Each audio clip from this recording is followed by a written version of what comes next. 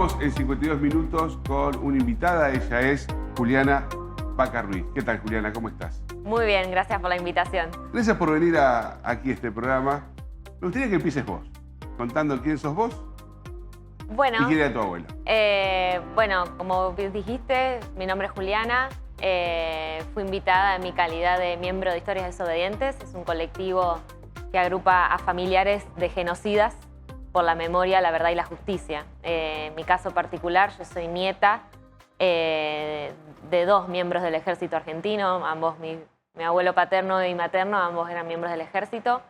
Y puntualmente a Historias Desobedientes nos sumamos con mi papá con la historia de mi abuelo paterno, Omar Jesús Vaca. Él era suboficial del ejército y se desempeñaba en el destacamento de inteligencia 121 de acá de Rosario, y en el destacamento de inteligencia de San Nicolás también estuvo en el periodo de dictadura. ¿Qué sabes de él?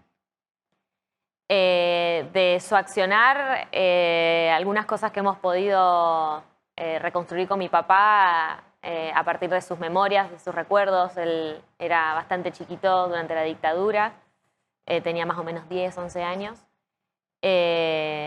Sus memorias, sus recuerdos y también, bueno, a partir de fotos, fotografías de la familia, y posteriormente, una vez que ya empezamos a militar en Historias Desobedientes, pedimos su legajo militar, ¿no? Que si bien no dice nada de algún hecho delictivo, por supuesto, criminal, pudimos ubicarlo temporalmente en ciertos lugares, ¿no? Y a partir de ahí, de los actores que por ahí estaban nombrados en su legajo, dar cuenta de que, por ejemplo, de las causas más importantes de Rosario y la región, él habría estado involucrado.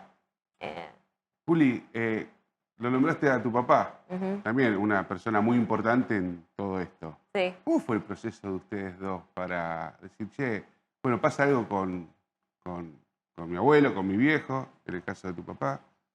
En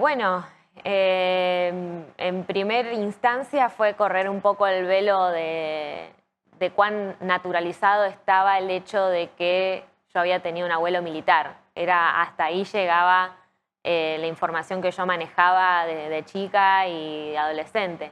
¿A qué se dedicó tu abuelo?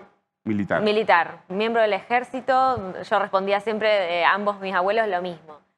Bueno, sucede que yo a mis 20, 21, 22 ya estaba en la facultad, empiezo a militar en un partido político por los derechos humanos, por la memoria, la verdad y la justicia. Me empiezo a embeber de toda la historia de la Argentina, de todo lo que había pasado durante la dictadura, pero todavía sin hacer conexión entre mi historia familiar y las luchas por las que yo estaba en la facultad, ¿no? Organizada. Entonces, bueno, fue en un espacio terapéutico que me empiezan a preguntar por mi familia, cómo estaba conformada mi familia. Cuando yo cuento a mi terapeuta que mis abuelos eran militares, ahí me confrontó con decir, che, ¿nunca relacionaste que vos militás por los derechos humanos y tus abuelos estuvieron implicados posiblemente? Y ahí fue como que cayó la ficha enormemente, fue muy fuerte. Al principio emocionalmente me costó mucho poder asumir eso, poder pararme de un lugar concreto, no sabía cómo encarar la situación. A la misma vez, por sincronicidad de la vida, mi viejo también estaba volviendo a rever esa historia. Ahí nos encontramos viendo fotos ¿También en familiares. terapia lo vio tu viejo eso? No, mi viejo se encontró con Historias Desobedientes en redes.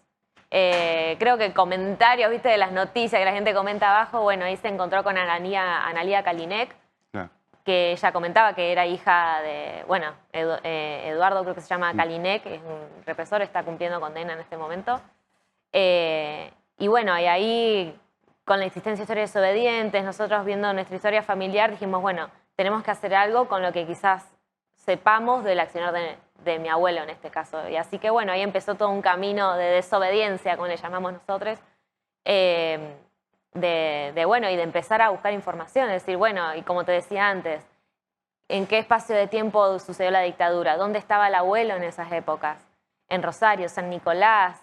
Durante la dictadura, mi abuelo fue enviado a la agregaduría militar en Washington. Que bueno, ahí da cuenta, ¿no?, de las conexiones el Plan Cóndor, ¿no? Claro. Mi abuelo, ellos vivieron en Arlington puntualmente, muy cerca de donde está el Pentágono, y Claro. él iba al Pentágono a trabajar, básicamente. Así que bueno, fue todo un proceso duro, pero que cuanto más rascamos, más cositas nos vamos enterando, más lo podemos ubicar en distintos lugares, relacionarnos con las causas judiciales que hay, que todavía están investigándose los hechos. Así que bueno, en esa estamos. Claro, porque decíamos hoy al principio del programa que desde el gobierno nacional, bueno, reclaman una historia completa.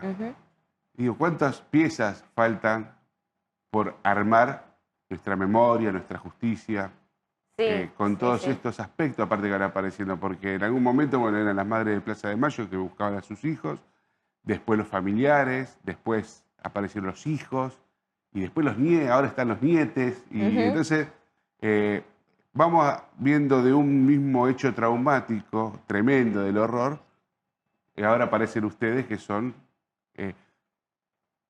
¿Quiénes integran Historias Desobedientes? Porque aparte tiene un nombre fantástico que me parece que a ustedes los debe un poco de alguna forma, bueno, tranquilizar, no sé, darle un alivio.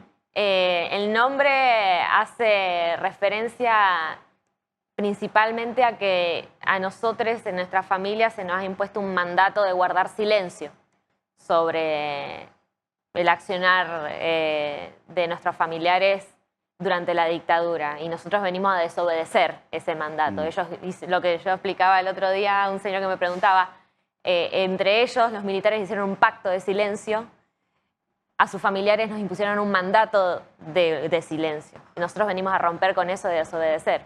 Claro. El colectivo está conformado por hijas, hijos, nietes, sobrinos, sobrinas, ahijados, inclusive ahijadas de militares o policías que hayan tenido participación durante la última dictadura militar.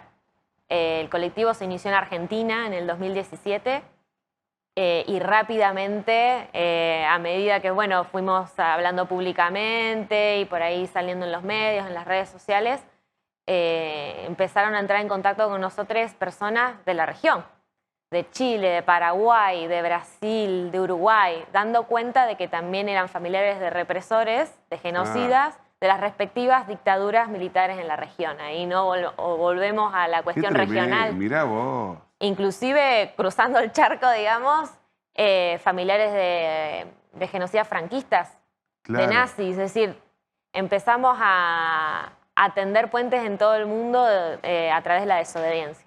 Y cada uno con sus particularidades, pero teniendo en común el accionar de un familiar durante la dictadura. Tremendo lo que contás, porque de nuevo Argentina como haciendo vanguardia.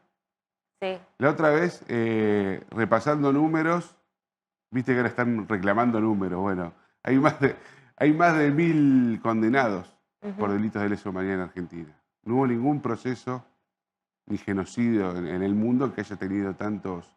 Y faltan. Y los que faltan. Y los que faltan, ¿no? Sí, sí, sí. Mi abuelo puntualmente murió impune. No está nombrado en ninguna causa judicial de lesa humanidad. Nosotros sospechamos que mucha de la información y de que podría haber contenido algo de lo que él ha hecho pudo haber estado contenido en la documentación que se robó de tribunales en el 84. Ajá. Y también, bueno, en palabras de mi propio abuelo, hablando con mi viejo, él siempre recuerda una escena de un almuerzo familiar donde pasaban, ya en democracia, ¿no? Pasaban en la tele noticias sobre la Quinta de Funes y de que había sido un centro clandestino de detención. Y mi abuelo, poniéndose en sitio, dice, no van a encontrar nada porque quemamos todo. Entonces, nuevamente, cómo han garantizado su impunidad y que siga totalmente en la oscuridad su accionar. La mayoría del personal de inteligencia no ha sido... Claro. No ha sido señalado. Claro, porque reconocido. era un espía, ¿no es cierto? Y por lo que contás vos y lo que pueden reconstruir ustedes, muy formado, porque si estuvo en Estados Unidos, si estuvo cerca del Pentágono, si iba al Pentágono, Se ve que era uno de los buenos. Exactamente, estaba súper formado en inteligencia. Surge su legajo militar, que era todo muy bien 10 en todo lo que era su formación militar y en inteligencia. Lo que podemos llegar a conocer a través de la memoria de mi viejo es que él, como bien vos decís, espiaba, realizaba el ambiental. Claro. Localizar a una persona objetivo, identificar sus horarios, dónde vivía, quiénes eran su círculo familiar, bueno, para finalmente después concretar un ataque, una desaparición, un asesinato.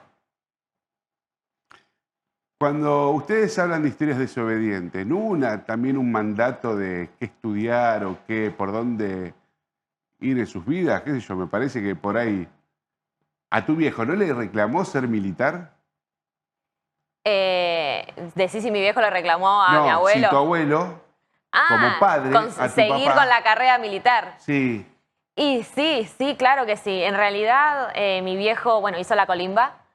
Y bueno, no siguió después la carrera militar, pero sí tenía algún, por ahí, orden de mi abuelo de seguir tal o cual carrera. Claro. De hecho, mi viejo estudió ciencia política, muy en contra de mi abuelo. Al principio le mintió, le dijo que iba a hacer relaciones internacionales.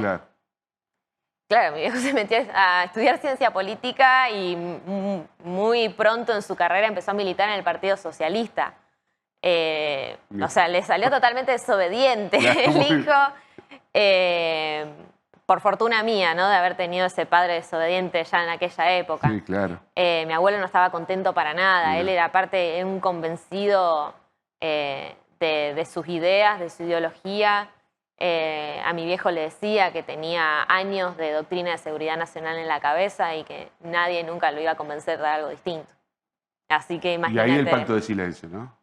Exacto. Como un profesional. Sí. Y adentro de la familia se nota mucho, por ejemplo, en diálogo con mi abuela, ¿no? Que fue su compañera toda la vida. Y aunque ella pudo haber tirado algunas líneas muy pequeñas sobre el accionar de mi abuelo, ella guardó siempre silencio de todo lo que sabía. ¿Falleció antes tu abuelo o después? No, después. ¿Tu abuelo cuándo falleció? Mi abuelo falleció en el 2006. 2006. Y la abuela en el 2018, por ahí. Ah. Sí, varios años después. ¿Y vos ya le preguntabas de algo así o no sospechabas nada en ese entonces? Sí, mi abuela sucedió algo curioso porque ella, en el momento que yo me relacioné con ella, tenía una posición política más, digamos, peronista, ¿no? Si se quiere, o sea, nada que ver. Entonces, cuando hablaba en términos por ahí, algunas muy pocas conversaciones que habíamos tenido con ella respecto a la dictadura era como más de cuestionar, de hecho, el accionar de las Fuerzas Armadas. Pero nunca profundizamos mucho. Claro. Yo también era bastante chica, todavía no había emprendido este camino. Entonces eran algunas cosas las que por ahí yo rescataba o le preguntaba o indagaba, pero era siempre muy por arriba. Así que bueno, y después ya cuando estaba por fallecer, transitó una enfermedad bastante larga, mi viejo sí le quiso preguntar, indagar un poquito más, pero bueno, ella no, siempre quiso guardar silencio total, cambiaba de tema, se iba para otro lado. Hay en una de las notas que le hicieron a ustedes, creo en La Capital, hay una foto que es tremenda. Que hay un garage con unos autos ahí. Y está tu abuelo, ¿no? Sí. Él ¿Es tu abuelo con era mi abuelo colegas, con otros servicios de inteligencia de civil. Sí, es muy fuerte. Es una foto a la que nosotros volvemos todo el tiempo para no perdernos ningún detalle. ¿Cuál es tu abuelo? Mi abuelo es el que en la foto está empuñando lo que entiendo que es una ametralladora. Ajá. No sé mucho de armas de fuego, pero entiendo que está del lado, si ves la foto está a la derecha. Uno medio gordito, no se habla de los cuerpos. Pero sí, bastante robusto el abuelo. Sí. Pareciera como enseñándole al resto cómo utilizarla. Con un Falcon atrás. Con varios autos, sí, muy de la época, muy característicos de la represión. Y de hecho, de su legajo militar, vuelvo ahí, él está como en una posición de mando, ¿no? Respecto de algún grupo pequeño de de otros servicios de inteligencia, surge de su propio legajo, así que la foto tiene relación con el rol que él cumplía en el destacamento de inteligencia. Pues te agradezco muchísimo, sos muy valiente, tu papá también. Gracias. Supongo que debe ser una relación muy particular la que tenés con tu papá, ¿no? A partir de esto. Sí. Se fortalecieron un montón de cosas en términos de mirar nuestras raíces. Claro. Y hacia dónde queremos ir. Yo al principio no quería tener ninguna relación con un genocida, llevar su nombre, su apellido. Y bueno, y con él podemos construir el decir nuestra identidad es distinta, aunque tengamos el mismo nombre, somos otras personas y vamos a ir por la memoria, la verdad, la justicia siempre. Muchas gracias. Bueno, gracias a vos. Y vos sos orgullosamente Vaca Ruiz. Por supuesto. Soy yo, Juliana, desobediente. Gracias. Esto fue 52 Minutos, un programa muy conmovedor. Y bueno, a seguir también peleando por más memoria, más verdad y más justicia desde los medios de comunicaciones que también fueron responsables en muchos sentidos. Hasta la semana próxima.